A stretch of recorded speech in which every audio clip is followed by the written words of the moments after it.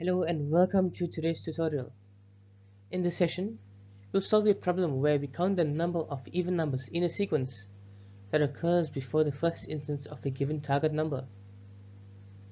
This task combines iteration, conditional checks, and simple counting logic. Let's dive in.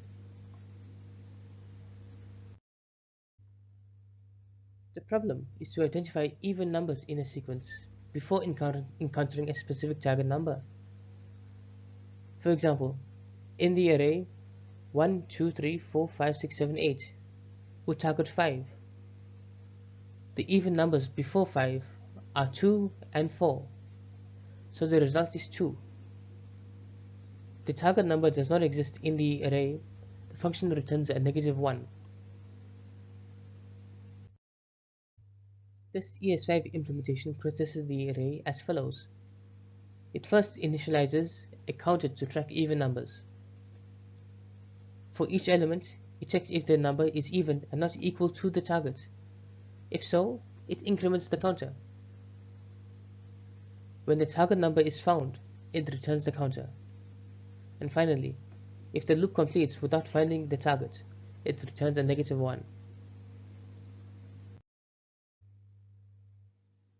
Here's how it works. The program works step by step. It initializes a counter to track even numbers. It processes each element in the array using a loop. For each element, it checks if it's even and not equal to the target. If true, it increments the counter. And finally, if the target is found, it returns the counter.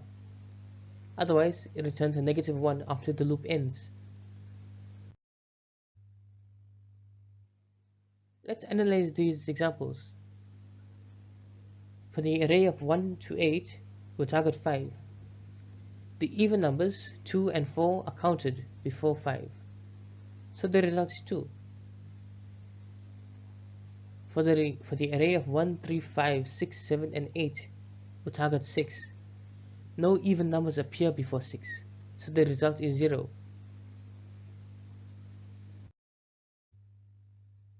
The ES6 version uses arrow functions and block-scoped let variables for cleaner syntax and better readability. The logic remains consistent with the ES5 version, ensuring the same results. In summary, this program demonstrates how to combine iteration and conditional checks to solve array-based problems. It efficiently counts even numbers in a sequence while ensuring edge cases are handled appropriately. Thank you for watching. If you enjoyed this video, please make sure to like, share and subscribe for more JavaScript tutorials. I'll see you in the next one.